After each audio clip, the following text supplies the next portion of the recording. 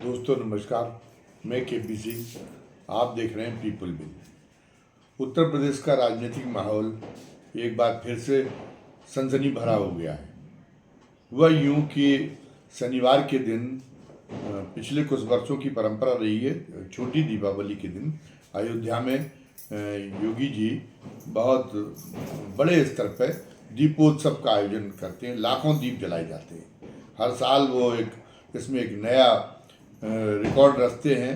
Guinness book की team बुलाई जाती है और वो टीम नोट करती है उसको, और वो हर साल वो अपना ही पिछला रिकॉर्ड तोड़ देते हैं।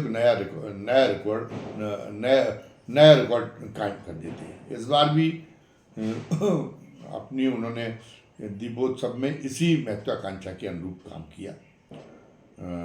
वो जो है इस आयोजन में अपने सारे मंत्रियों को भी जुटाते हैं, लेकिन इस बार अचानक उन्होंने परिवर्तन कर दिया। आयोजन हो रहा था, पिछले वर्षों में उनके दोनों उप मुख्यमंत्री भी उसमें आमंत्रित रहते थे। इस वर्ष भी आमंत्रित थे, लेकिन औपचारिकता के लिए। लेकिन वो समझ रहे थे कि जैसे पिछली बार उनको महत्व मिला, वैसी इस बार भी महत्व मिलेगा। तो केशव मौर्य तो जो बिहार में चल रहा है विधानसभा का चुनाव, उसमें भारतीय जनता पार्टी ने उनको सह प्रभारी नियुक्त कर रखा है। तो केशव मौर्य तो इन दिनों बिहार में थे। वहाँ के जो चुनावी वो है, जो कुरुक्षेत्र सज रहा है, उसमें वो जूझ रहे थे। तो लेकिन केशव मौर्य इसी ये दीपोत्सव में शामिल होने के लोभ का मोह का संवरण नहीं कर पाए, तो वो भी चले आए थे। और ब्रजेश पाठक भी थे, लखनऊ आ गए थे। दोनों का ये था कि कार्यक्रम में रहेंगे। लेकिन योगी ने एक ऐसा काम किया, ये नहीं कि उन्होंने अनजाने में ये काम कर दिया हो। योगी ने जानबूझकर एक काम कर दिया कि उसका जो विज्ञापन छपाया, उस विज्ञापन में अपनी तस्वीर और प्रधानमंत्री जी नरेंद्र मोदी जी की तस्वीर, इसके अलावा बाकी सारी तस्वीरें गायब। उसमें दोनों अपने उप मुख्यमंत्रियों की तस्वीरें गायब, और विज्ञापन में नाम भी छपे। तो चूँकि ये आयोजन पर्यटन विभाग के सौजन्य से होता है, तो इसलिए जो पर्यटन मंत्री हैं जयवीर सिंह, उनके नाम का उसमें उल्लेख हुआ विज्ञापन में। और दूसरा जिस मंत्री के नाम का उल्लेख हुआ वो है सूर्य प्रताप जी शाही, क्योंकि सूर्य प्रताप जी शाही जो है वो अयोध्या के प्रभारी मंत्री। तो इन दोनों नामों का उल्लेख हुआ। वो पूरा उन्होंने नहीं देखा कि जब उप मुख्यमंत्री भी उसमें रहेंगे, तो भले ही उप मुख्यमंत्री का पद संवैधानिक पद नहीं है, लेकिन ये मान लिया जाता है कि मुख्यमंत्री के बाद जो प्रदेश सरकार की ये दो बड़ी हस्तियां मौजूद रहेंगी, तो इनका नाम भी होना अनिवार्य है। लेकिन जानबूझ के मुख्यमंत्री जी ने ये काम किया कि इन दोनों के नाम गुल करवा दिए। अब जब ये लखनऊ आ गए दोनों और पूरा वहाँ जाने की तैयारी करने लगे, तब उनको इसकी जानकारी हुई कि उन पर तो जो है उनकी इस ढंग से उनको जो है बेइज्जत करने का काम किया गया। तो दोनों बुरी तरह से तिलमिला गए, और दोनों ने जो है ये तय कर लिया कि हम नहीं जाएंगे। और बाकायदा उन्होंने ये मीडिया में भी ये बात लीक कर दी। और केशव मौर्य तो बहुत चहेते हैं भारतीय जनता पार्टी के हाई कमान के, तो केशव मौर्य ने भारतीय जनता पार्टी के शीर्ष नेतृत्व को भी इस मामले में अवगत करा दिया, और वो नहीं गए। उनके साथ साथ में ये हुआ कि इस मामले में राज्यपाल महोदया आनंदीबेन पटेल, उनको भी बहुत बुरा लगा। वैसे तो आनंदीबेन पटेल का वो पूरा लिहाज करते मुख्यमंत्री जी। वो जो है वो ये कभी नहीं हुआ कि वो उनको इग्नोर करने की कोशिश करें। कोई भी महत्वपूर्ण कदम प्रदेश में अगर उठाया जाता है, तो वो समय समय पर उसकी जानकारी देने के लिए राजभवन जाते हैं। और भी जब भी ये अपेक्षित होता है, तब वो राजभवन जाना और राज्यपाल महोदय को अवगत कराना, ये इसको भूलते नहीं। अच्छा, ये भी सब जानते हैं कि जो राज्यपाल महोदय हैं वो जो है वो 5 साल का उनका जो कार्यकाल था पहला, वो पूरा हो चुका था जुलाई 2024 में, और ये था कि उत्तर प्रदेश में नए राज्यपाल की नियुक्ति हो जाएगी। 85 वर्ष की उनकी उम्र भी हो गई। तो ये भी था कि जब आपने कलराज जी को 75 वर्ष की उम्र पे और तमाम सारे राज्यपाल आपने रिटायर कर दिए थे उम्र के आधार पे, तो वो तो बहुत ही ज़्यादा उम्र दराज हो चुकी हैं आनंदीबेन पटेल। तो आनंदीबेन पटेल का भी ये था कि आनंदीबेन पटेल को भी के भी उत्तराधिकारी की नियुक्ति कर दी जाएगी। लेकिन न तो आनंदीबेन पटेल का कार्यकाल बढ़ाया गया है औपचारिक रूप से, और न ही आनंदीबेन पटेल के का उत्तराधिकारी तय किया गया। 1 साल से अब धीरे धीरे आने, जैसे भारतीय जनता पार्टी के राष्ट्रीय अध्यक्ष जेपी नड्डा कि उनका औपचारिक रूप से कार्यकाल नहीं बढ़ाया जाता, लेकिन ये जो मोदी जी है वो बिल्कुल ये जाहिर करने में लगे हुए कि आरएसएस और तमाम और पूरी पार्टी चाहे कुछ सोचती रहे, लेकिन हम तो जेपी नड्डा को अनंत काल तक बनाए रखेंगे। हमारा कोई इरादा नहीं कि दबाव में आके हम कोई दूसरा अध्यक्ष चुन लें। तो अब उन्हें लगा कि जेपी नड्डा ही जब उनके इतने अधिक वफादार है तो दूसरा चेहरा चुनने के लिए क्यों जाए। लोग कह रहे हैं कि नहीं, चेहरे पर एकता नहीं हो पा रही है, दूसरे नाम पर एकता नहीं हो पा रही। आरएसएस किसी और का नाम दे रहा है, मोदी जी किसी और को चाहते हैं। आरएसएस जो नाम देता है वो मोदी जी उसको जो है पहचान नहीं पाते उस नाम को। उनको लगता है कि दो सत्ता केंद्र खड़े हो जाएंगे, लेकिन ये सारी बातें फालतू की है। कुल मिला के ये है कि जेपी नड्डा जो इतने वफादार हैं कि मोदी जी का इशारा हुआ तो उन्होंने संघ को, जैसे कपते बीजेपी में तो संघ की खुली आलोचना करने से हर नेता कांपता है, लेकिन देखिए उनकी दिलेरी और वफादारी की मिसाल देखी जेपी नड्डा की, कि उन्होंने पिछले लोकसभा चुनाव के पहले कह दिया था कि हम संघ पर निर्भर नहीं है कोई। पहले पार्टी कमज़ोर रही होगी तब जो इसको संघ की ज़रूरत पड़ती होगी। अब तो पार्टी अपने आप में सक्षम है। अब हम संघ की कोई ज़रूरत नहीं समझते कि संघ हमारा काम करे। तो संघ को इतना ज़्यादा जो एक तरह से नीचा दिखाने का जो काम हुआ था, ये पहली बार हुआ था, और इसके लिए तो उनके जेपी नड्डा के पराक्रम की दाद देनी पड़ेगी। तो जेपी नड्डा के इसलिए तब से मोदी जी बहुत मुरीद है पार्टी की जो अपनी संवैधानिक व्यवस्था है उसके तहत उनको थोड़ा नाटक करना पड़ रहा है कि हम दूसरा अध्यक्ष तलाश रहे हैं, और इस बारे में वो आरएसएस के जो सरसंघचालक है उनसे भी बात कर लेते हैं। लेकिन वो ये है कि वो आरएसएस हो या पूरी पार्टी, वो सबको ठेके पर रखते हैं। मोहन भागवत जी तो हैं कि किस बिसात में, जब वो लाल कृष्ण आडवाणी को जो इतने अटल जी के बाद में सर्वे सर्वा तो वही थे पार्टी में, जब उन्होंने लाल कृष्ण आडवाणी को ठिकाने लगाने में, इतनी बुरी तरह से ठिकाने लगाने में वो कहीं से जो है डगमगाए नहीं, कहीं से उनको जो है कोई उसमें वो उनको कहीं से विचलित नहीं दिखाई दिए और फैसला कर दिया।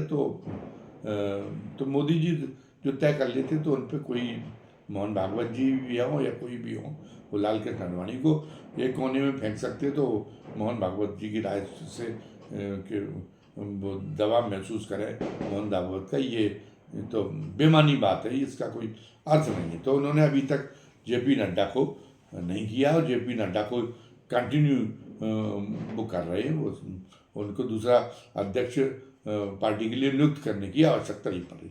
उसी तरीके से ये है कि वो उत्तर प्रदेश में भी 85 साल हो जाए या और 95 साल तक हो जाए, फिलहाल वो इस बात की कोई ज़रूरत नहीं महसूस कर रहे कि आनंदीबेन पटेल की जगह हम किसी दूसरे गवर्नर को लाएं, और पार्टी की वो कि चाहे जितना भी कोई प्रभावशाली अपने आप को समझता हो उसकी आलोचना को कोई महत्व नहीं देते योगी जी की। तो ये बड़बड़ाते रहते हैं। कहीं कलराज जी उनको 75 साल में रिटायर कर दिया गया तो मलाल तो उनको हो गई होगा, और उनके तमाम सारे समर्थक वो पूरी ब्राह्मणों की लॉबी वो भी उस पर खपा है, लेकिन ये उनकी मोदी जी की सेहत पे कोई असर नहीं। तो वैसे तो दोनों के रिश्ते जो अभी तक ये दिखाई दिया था कि जो आनंदीबेन पटेल मतलब राज्यपाल महोदया के और उत्तर प्रदेश के मुख्यमंत्री के दोनों के रिश्ते बहुत अच्छे हैं। जब उनका वो पूरा अदब करते हैं, उनके सम्मान का पूरा लिहाज रखते हैं, तो फिर क्यों रिश्ते अच्छे नहीं होंगे। लेकिन एक आध बार ऐसा प्रसंग आया जिससे ये लगा कि नहीं, मामला इतना सीधा नहीं है। वो अपना विनीत होंगे योगी जी, लेकिन योगी जी को काबू में रखने की मंशा का एहसास आनंदीबेन पटेल जी कराती रहती है। उन्होंने एक चिट्ठी लिख दिया था जब ये हो रहा था कि जो साक्षात्कार से की जाने वाली नियुक्तियां थी, और उसको नियुक्तियों में हो रहा था कि नहीं कि जो आरक्षित वर्ग से है वो कोई उसके लिए योग्य उम्मीदवार नहीं मिला। ये जो रिवाज चल पड़ा था, तो इस रिवाज की जब आलोचना हुई तो आनंदीबेन पटेल जी ने उस पर चिट्ठी लिखी थी मुख्यमंत्री को, उनका ध्यान आकर्षित करते हुए कि ऐसा क्यों हो रहा है।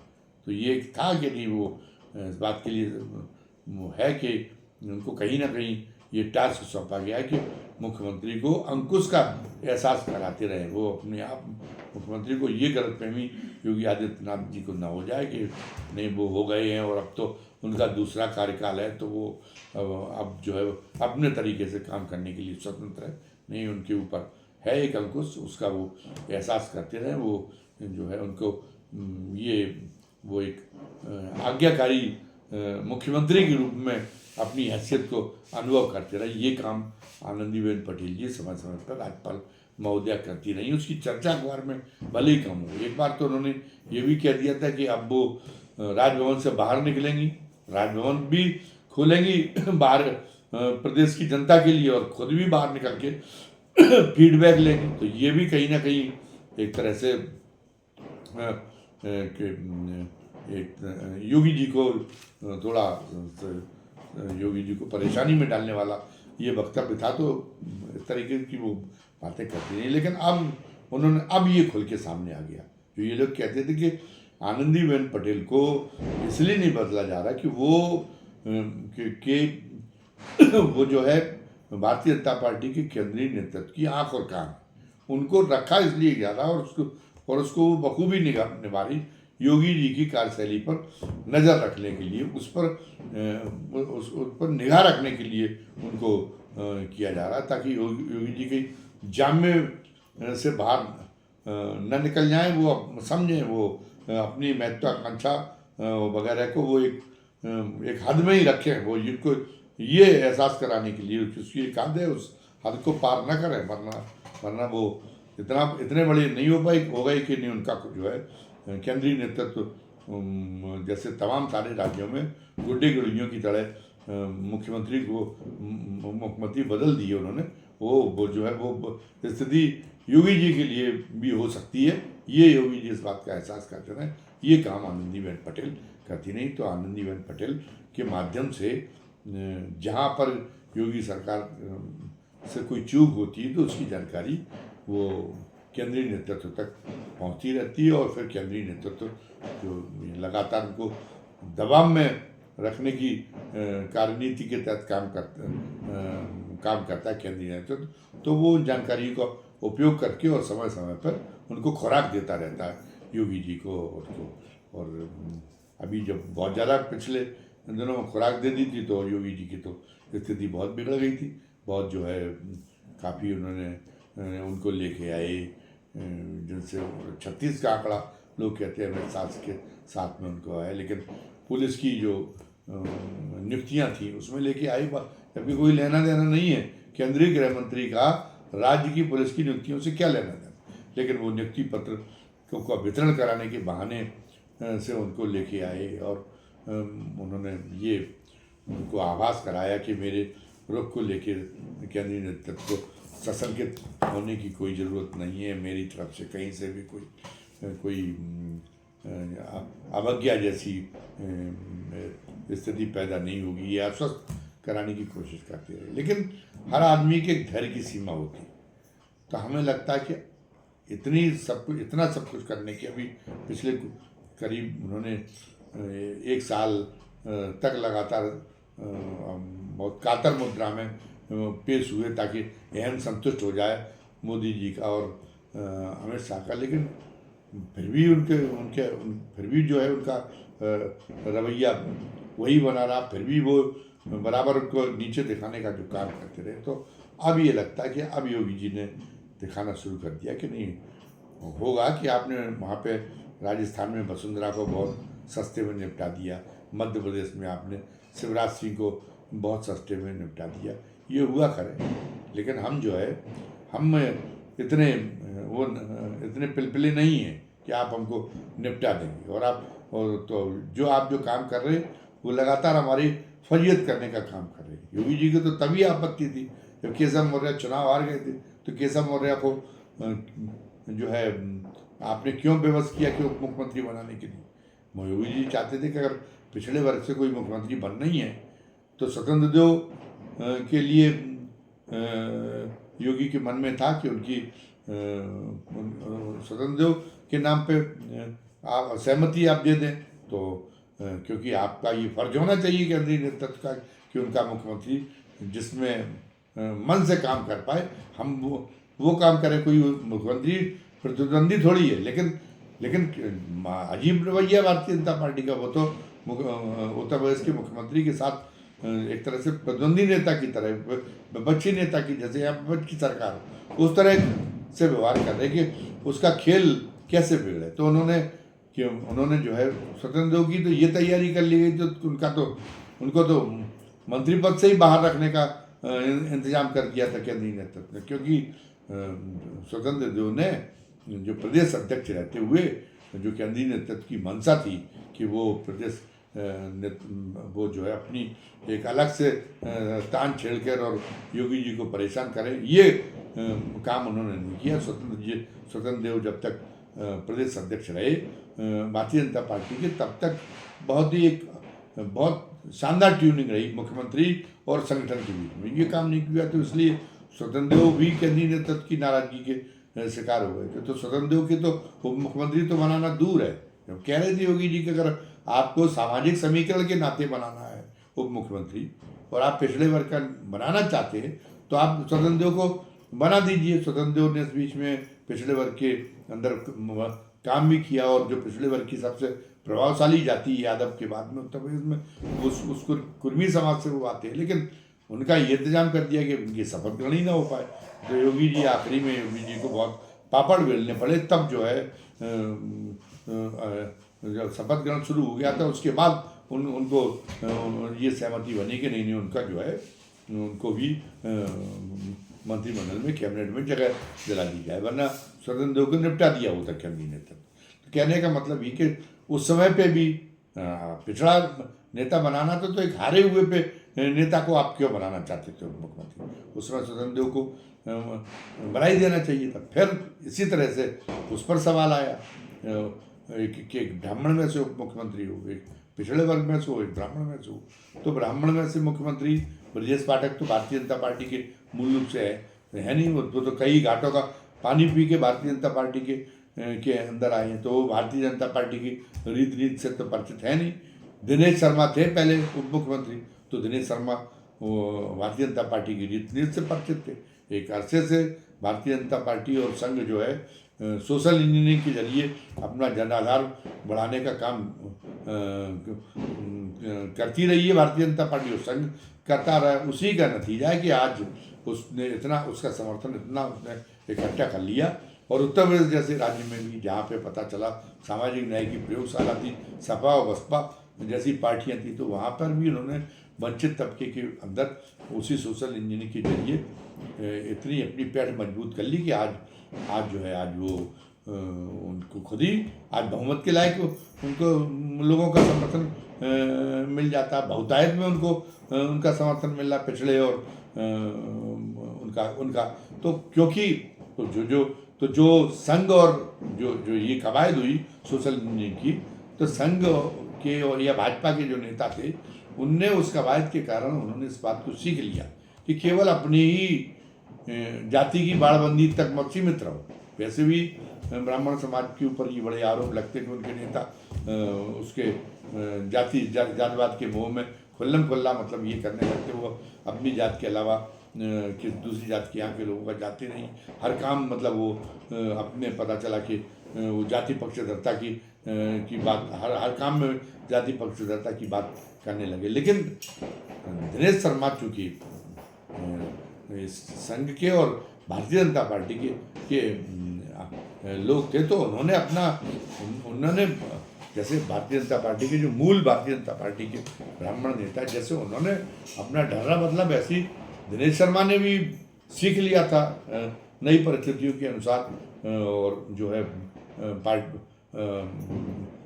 पार्टी की सेवा करने का काम। उसका नतीजा है कि दिनेश शर्मा को आता था। वो केवल ब्राह्मणों तक सिमटे नहीं रहते थे, वो स्वतंत्र देव जी को भी एक तरह से, स्वतंत्र देव को जो आगे बढ़ाने का काम है उसमें दिनेश शर्मा को उसकी क्रेडिट दी जाती है। तो दिनेश शर्मा ने ऐसे कई पिछड़े और दलित नेताओं को जो है बकअप करने का काम किया है। ये उनके अंदर खूबी थी। तो अगर ब्राह्मण नेता बनाना था तो जिस वजह से बनाना था राजनीतिक उपयोगिता के आधार पर, तो उसमें तो दिनेश शर्मा को बरकरार रखा जाना चाहिए था। लेकिन दिनेश शर्मा को भी आपने हटा दिया, क्योंकि दिनेश शर्मा भी इस बात में विश्वास नहीं रखते थे कि वो जो है, पता चला कि अपना काम करने की बजाय और वो सरकार में एक खुरापात पैदा करने का काम करें, इसमें वो विश्वास नहीं करते थे। वो भी, उनका रवैया भी सहयोगात्मक रवैये में उनका विश्वास था। तो इसलिए दिनेश शर्मा को भी संड कर दिया गया और ये कहा गया कि दिनेश शर्मा को तो हम कोई राष्ट्रीय भूमिका देना चाहते हैं, इसलिए किया गया। लेकिन राष्ट्रीय भूमि ये भरमाने वाली बात थी। दिनेश शर्मा को कहाँ राष्ट्रीय भूमिका आज तक दी गई? केवल राज्यसभा में भेज दिया, कोई राष्ट्रीय भूमिका तो उनको आज तक दी नहीं गई।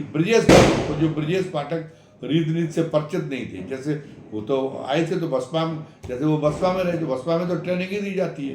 वो ठाकुर नेता हो, वो ब्राह्मण नेता हो, वो कुर्मी नेता हो, वो जिस जात का, केवल अपने जात के लोगों का काम करो, अपने जात के लोगों के बीच में जाओ, बस। बाकी सबके प्रिय बनने की कोशिश मत करो।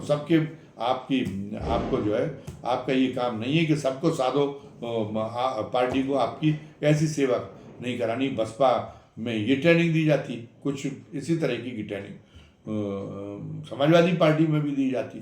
तो वो तो ये जो उनकी जैसी ट्रेनिंग हुई थी उसी कार्यशैली के वो अभ्यस्त है। तो वो तो जो है वो दरार करने का, कुंठा पैदा करने का काम कर रहे। केवल अपनी जात के अलावा कहीं वो जाते नहीं, मिलते भी हैं तो जात के लोगों से मिलते हैं। तो कोई पार्टी उनकी वजह से बढ़ तो नहीं रही है। बस केवल ये है कि जो केंद्रीय भारतीय जनता पार्टी का केंद्रीय नेतृत्व है, उसका एक अनिष्टकारी एक जो मंसूबे हैं वो इन दोनों उप मुख्यमंत्रियों से पूरे हो रहे थे। तो एक इन दोनों मुख्यमंत्रियों को लेकर उनके मन में तो शुरू से ही था कि ये सहयोग की बजाय ये सरकार अच्छी चले, इसमें मन लगाने की बजाय ये काम करते कि कैसे मुख्यमंत्री परेशान हो। केंद्रीय नेतृत्व की इनकी तो डोर जो है, पुतलियां हैं ये, तो इनकी डोर तो केंद्रीय नेतृत्व के हाथ में है। वो जैसा इनको नचाती है इन पुतलियों को, वैसा ये लोग नाचने लगते हैं। पता चला कि अब आप कभी थे आप 2017 में प्रतिशत के सम हो रहे, अब आप सरकार में आ गए थे तो आपको क्रांतिकारी ये भाषण देने की क्या जरूरत थी कि नहीं संगठन सरकार से बड़ा होता है। आप संगठन में थे क्या? संगठन को अगर योगी जी ने वास्तव में कहीं नीचा दिखाने की कोशिश की थी और उससे संगठन नाराज था, तो ये बात तो संगठन के नेता को कहना चाहिए। ये बात तो भूपेन्द्र चौधरी को कहना चाहिए था जो प्रदेश अध्यक्ष थे। आप तो सरकार में थे, आपका ये इस बात का कहने को आपका क्या अधिकार? आपने ये बात क्यों कही है?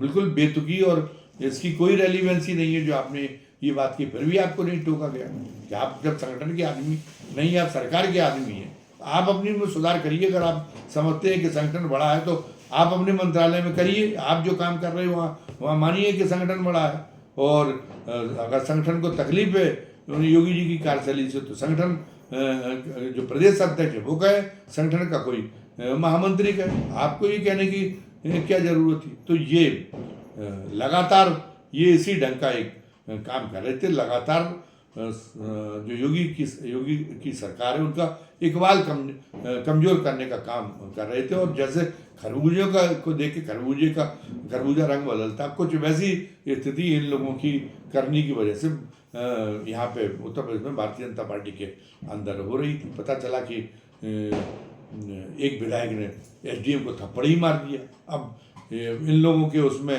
सहबाजी के चक्कर में ये जरूरत क्यों बढ़ गई? कहीं ना कहीं उस विधायक की कहीं ना कहीं हौसला अफजाई वो महसूस कर रहा था, अपनी हौसला अफजाई, इसलिए उसने ऐसे कर दी। वरना कल्याण सिंह के टाइम पे कोई ये जरूरत कर सकता था और योगी जी को मन महसूस के रह जाना पड़ा। क्या ही कहा, आपका इकबाल ले गया कि आपकी कानून व्यवस्था बहुत अच्छी है।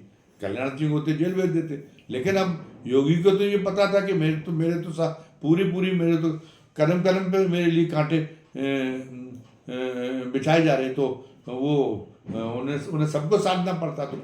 तो हर आदमी पार्टी में उदंडता करने पर उतारू हो जाता है। नंद किशोर गुर्जर जी ने अपना कपड़ा फाड़ लिया, 50,000 का रोजाना काटी जा रही है उत्तर प्रदेश में। इतना बड़ा आरोप लगा दिया, क्या मैसेज जाएगा? क्या उससे पार्टी का नुकसान नहीं होगा? तो ये स्पष्ट हो गया कि इन दोनों उप मुख्यमंत्रियों को, जो इतनी ज़्यादा देश भावना रखते हैं योगी आदित्यनाथ से, इनको बनाने के पीछे पार्टी को मजबूत करने की कोई रणनीति नहीं। इनका एकमात्र मकसद है कि जो है योगी को कमज़ोर करना, उनकी सरकार को इकबाल को कायम ना होने देना, और उन्हें इस बात की परवाह नहीं कि केंद्रीय नेतृत्व के, इससे पार्टी का नुकसान होता रहे तो हो जाए। क्योंकि केंद्रीय नेतृत्व को ये विश्वास है कि उसके बाद जब योगी को हम ठिकाने लगा देंगे तो हमारे पास तो तमाम सारी ऐसी तरी बूटियाँ हैं जिससे हम पता चला कि मरे आदमी को जिंदा कर दें। तो हम तो अपनी पार्टी को ये उनके अंदर आत्मविश्वास से तारीफ करनी पड़ेगी। और आत्मविश्वास क्या कहेंगे, उनका करिश्मा और क्षमता उन्होंने करके दिखाया भी है कि वो जो चाहते हैं वहाँ पे एक सिद्धि मिली जाती। तो ये तो मैंने उनके दोनों अभी जो तमाम, क्योंकि इस घटना के बाद में जब दोनों उप मुख्यमंत्री नहीं गए तो और राज्यपाल महोदया भी नहीं गई वहाँ अयोध्या पे, और वो कार्यक्रम हो गया, तो ये था कि शायद इससे विचलित होंगे मुख्यमंत्री, उनके मन में प्रायश्चित की भावना आएगी, कुछ वो घबराहट उनमें नजर आएगी। लेकिन न तो मुख्यमंत्री में कोई घबराहट नजर आई, ना उन्हें इस बात का कोई प्रस्ताव आया कि हमने दोनों उप मुख्यमंत्रियों के नाम नहीं दिए थे। वो तो, और कोई जो है कोई उस टाइप की हलचल के कोई डर पैदा हुआ हो, कोई कुछ जो है कोई गड़बड़ी पैदा हुई, ऐसा एहसास ही नहीं हो रहा। अरे ऐसा लग रहा कि नहीं गए, आपकी मर्जी, नहीं जाइए, आप घर बैठे रहिए। वो खुद ही दोनों उप मुख्यमंत्री अपने आप महत्वहीन साबित हो रहे। और पर ये वो भी एक प्रायोजन चल रहा है, सोशल मीडिया पर भी प्रायोजन चल रहा है और कुछ और जगह पे भी प्रायोजन चल रहा है कि इस बात को दर्शाया जाए कि उत्तर प्रदेश में कितनी बड़ी योगी ने कितना बड़ा एक तरीके अपने पैरों पे कुल्हाड़ी करने का काम, कुल्हाड़ी मारने का काम कर लिया है। किस तरीके से उन्होंने दोनों मुख्यमंत्रियों को ना जो है देखे कैसी धृष्टता कर ली है, जिससे खुद ही अपने, और इसलिए उनकी सरकार संकट में आ गई। एक मैसेज चला जाए अधिकारियों में, वो उनके कहने से काम करना बंद कर दें, वो विधायकों में एक मैसेज चला जाए, तो प्रायोजना चल रही। तो एक जो है एक तरफा समाचार सोशल मीडिया पर इसको लेके तमाम वीडियो जो सामने आ रहे वो एक तरफा वीडियो आ रहे। तो हमने भी जो वीडियो बनाया उसमें दोनों तरफ की बात रखी है कि अगर केंद्रीय नेतृत्व को ये विश्वास है कि नहीं, हम योगी जी को हटा देंगे और योगी इस ढंग से योगी जी को हटने के लिए मजबूर कर देंगे और इससे पार्टी को कोई नुकसान नहीं हुआ, तो योगी जी को भी अब ये विश्वास हो चुका है कि मेरी ब्रांडिंग इतनी हो चुकी है, मेरा इतना जो है जो चेहरा मेरा इतना मजबूती के साथ में स्थापित हो चुका है कि केंद्रीय नेतृत्व के बूते की बात नहीं रह गई कि वो हमको संड करने का काम कर पाए। इसलिए उन्होंने ये जो है ये एक बहुत बड़ी शह देने का काम किया है इन दोनों उप मुख्यमंत्री को जानबूझ के नाराज करके। अब इसके बाद केंद्रीय नेतृत्व की अभी कोई प्रतिक्रिया सामने नहीं आई। अभी तो सारे लोग दीपावली का जश्न मनाने में व्यस्त हैं, और दूसरी बात बिहार के चुनाव की व्यस्तताएं भी केंद्रीय नेतृत्व के सामने हैं। तो इसलिए तो क्या फिलहाल तो अभी खून का घूंट पीने जैसी स्थिति में, पीकर चुप रहने जैसी स्थिति में केंद्रीय नेतृत्व है। लेकिन बिहार के चुनाव के नतीजे सामने आने के बाद में क्या होता है, अगला केंद्रीय नेतृत्व की अगला कौन सा कदम होता है, अगला कौन सा मोहरा वो आगे बढ़ाएंगे, ये देखने वाली बात होगी। या कहीं योगी जी को ये संकेत मिल रहा है कि केंद्रीय नेतृत्व की खुद ही बहिर पड़ने वाला है। इस नाते उन्होंने ये साहस करके दिखाया। जो भी हो, उसके लिए अभी बिहार के चुनाव तक का इंतज़ार करना पड़ेगा, और उत्तर प्रदेश में जो इससे जो उठापटक और बढ़ाने की कोशिश की जाएगी उस पर निगाह रखनी पड़ेगी। अभी की वीडियो में बस इतना ही। धन्यवाद। जय हिंद, जय भारत।